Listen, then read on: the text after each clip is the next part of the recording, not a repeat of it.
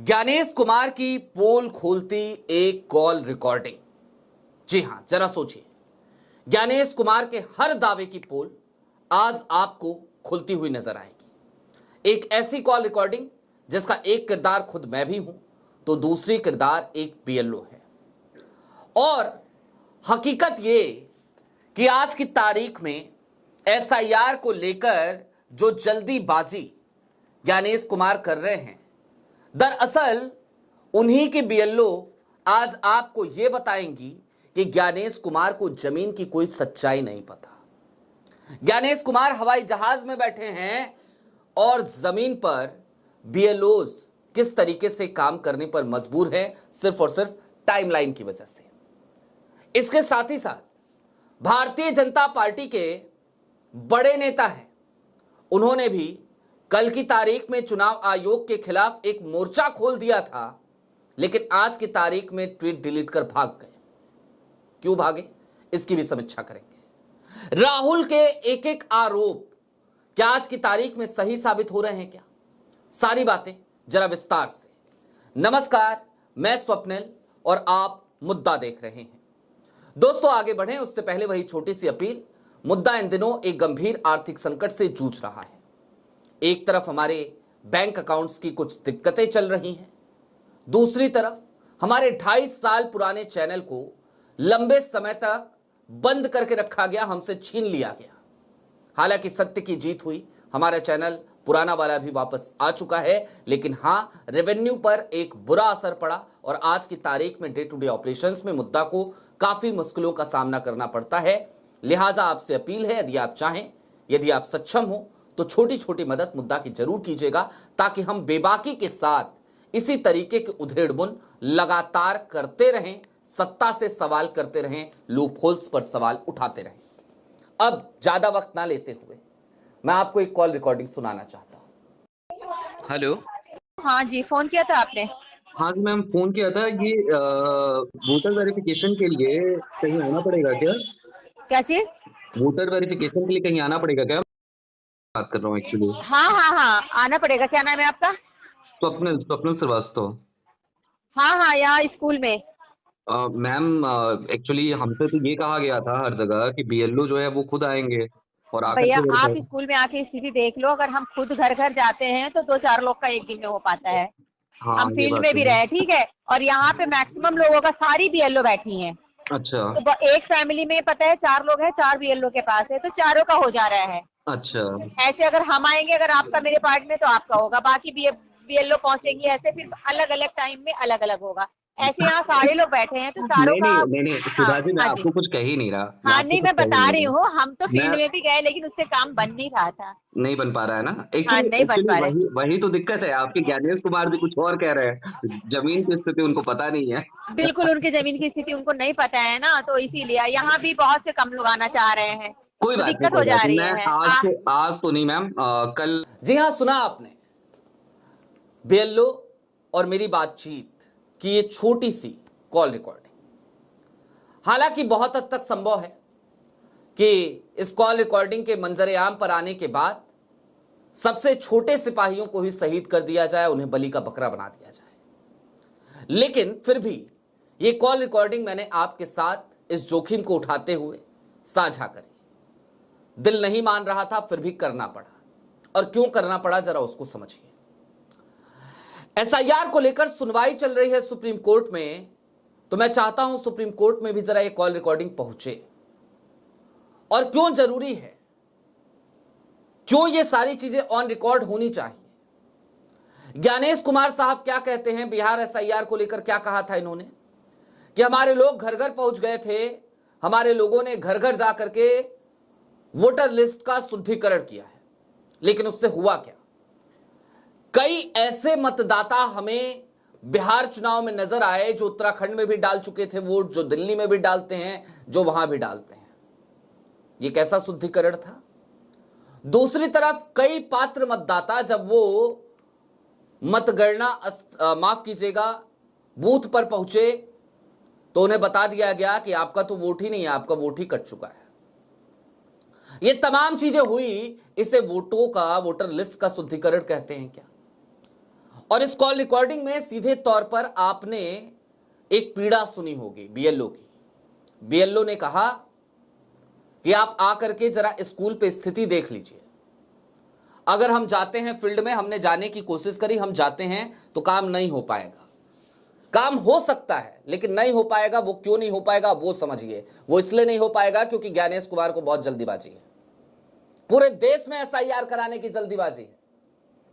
पता नहीं पूरे देश में कौन सी वोटर लिस्ट बनवाना चाहते हैं। क्या वो वोटर लिस्ट बनवाना चाहते हैं जो वोटर लिस्ट सूट करे सत्ताधारी दल को? अगर ऐसा चाहते हैं तो बता दीजिए ज्ञानेश जी। और नहीं चाहते हैं तो बीएलओज को इतना लिमिटेड टाइम क्यों दिया जा रहा है, इतनी जल्दीबाजी क्यों की जा रही है कि बीएलओज घर घर जाकर के वोटर वेरीफाई नहीं कर पाए?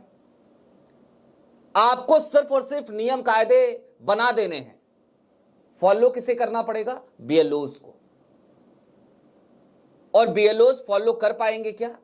उनके पास कितने संसाधन हैं ये सारे काम करने के लिए? जवाब है कुछ भी नहीं। वो अपने सीमित संसाधनों में कैसे घर घर जाएंगे, कैसे आखिरकार एक एक वोटर को वेरीफाई करेंगे, उसकी कहानी आज पता चल गई। और इसलिए पता चल गई क्योंकि मेरे पास फोन आया, और जब मेरे पास फोन आया तो मैं शॉक्ड हो गया। और जब मैं शॉक्ड हुआ तो मैंने कॉल बैक किया, और कॉल बैक किया तो सारी कहानी खुल गई। दूसरी तरफ शुवेंदु अधिकारी, हालांकि मेन स्ट्रीम मीडिया पर कहीं भी कोई जिक्र नहीं आया, कहीं कोई खबर नहीं छपी, लेकिन बावजूद उसके शुवेंदु अधिकारी ने भी कल एक ट्वीट किया था। आज हालांकि वो ट्वीट उन्होंने खुद ही डिलीट कर दिया है। क्यों किया, किसके कहने पे किया, वो जाने। शुवेंदु अधिकारी साहब ने कल लिखा था, today I along with fellow BJP for Bengal leaders handed over irrefutable evidence to the election commission regarding 13,25,000 duplicate, fraudulent and multiple entries across 5 Lok Sabha. ये ट्वीट कल तक शुवेंदु अधिकारी के ट्विटर हैंडल पे था। आज ये ट्वीट वहां से डिलीट हो चुका है, लेकिन शुक्र है कि इस ट्वीट को मैंने किसी को फॉरवर्ड किया था और उस ट्वीट का स्क्रीनशॉट मेरे पास पड़ा हुआ है, उस फॉरवर्ड का। इसके साथ ही साथ कल की तारीख में शुवेंदु अधिकारी ने भी इलेक्शन कमीशन पर, निर्वाचन आयोग पर यही आरोप लगाए थे। बांग्ला के कई वेबसाइट्स पर वो खबरें छपी और उसमें उन्होंने ये आरोप लगाए कि दरअसल ये जो वोटर लिस्ट है ना, इस वोटर लिस्ट में आज की तारीख में जो वोटर वेरिफिकेशन हो रहा है, जो एसआईआर हो रहा है, उसमें बड़ी गलती हो रही है। क्या गलती हो रही है? तो गलती ये हो रही है कि बीएलओज घर घर नहीं जा रहे हैं, एक ही जगह पे बैठ जा रहे हैं, वहीं से वोटर वेरीफाई कर रहे हैं। ये आरोप कल के शुवेंदु अधिकारी के हैं। भारतीय जनता पार्टी के नेता हैं शुवेंदु, पश्चिम बंगाल से आते हैं। और इसके ठीक बाद क्या हुआ? सीईओ वेस्ट बंगाल यानी chief electoral officer West Bengal के ट्विटर हैंडल पे चले जाइए कल की तारीख में। इस आरोप लगने के बाद, ये खबरें बांग्ला की कई वेबसाइट पे छपने के बाद, तो आप पाइएगा कि सीईओ वेस्ट बंगाल के ट्विटर हैंडल से हर 3 मिनट, औसतन 3 मिनट के बाद एक एक पोस्ट की गई। इतनी तेजी आज तक किसी भी इलेक्शन कमीशन के ट्विटर हैंडल पे हमने नहीं देखा था। और क्या ट्वीट किया जाता था? वीडियोज कि यहां पे बीएलओज ये कर रहे हैं, वहां पे बीएलओज वो कर रहे हैं, वहां पे बीएलओज वो कर रहे हैं। कुल मिलाकर शुवेंदु अधिकारी को भी कल ज्ञानेश कुमार के अधिकारी ये बताने लगे थे कि आपके आरोप मिथ्या आरोप हैं। हालांकि खुलकर नहीं बोला। राहुल गांधी होते, कोई और नेता होता तो खुल करके main election commission of India की तरफ से चिट्ठी जारी हो गई होती। शुवेंदु अधिकारी ये 13 लाख जो फर्जी वोट बता रहे हैं, इनसे एफिडेविट भी नहीं मांगा गया है अभी तक। चाहते तो ज्ञानेश कुमार जी एफिडेविट इनसे भी मांगते, लेकिन अभी तक नहीं मांगा है।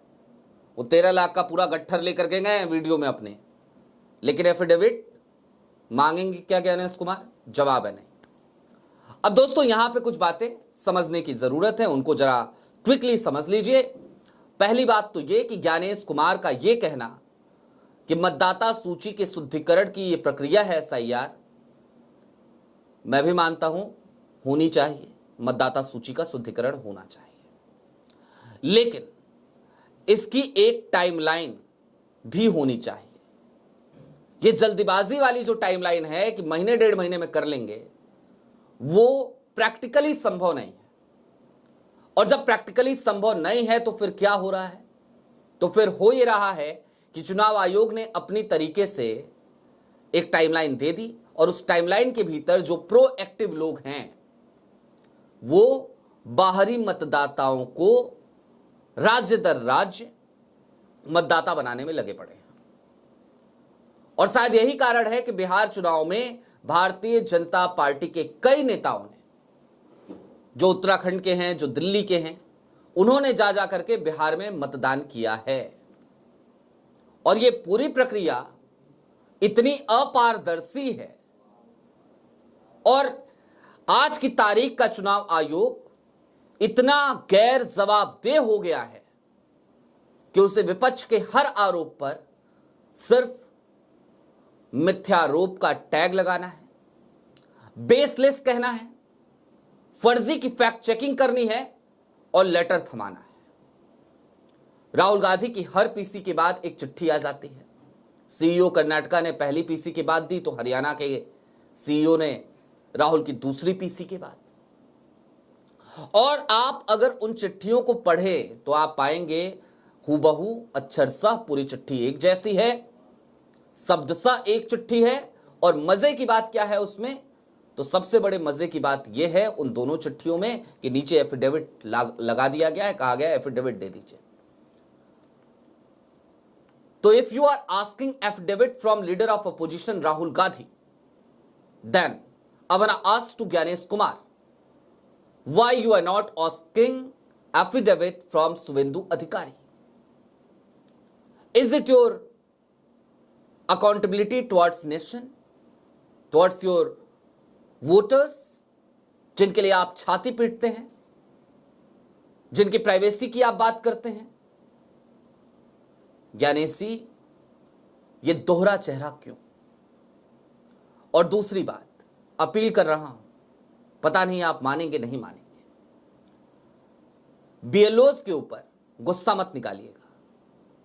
इसलिए मत निकालिएगा क्योंकि आपने उन्हें एक ऐसा टास्क दिया है जो प्रैक्टिकली उनके लिए कर पाना पॉसिबल नहीं है।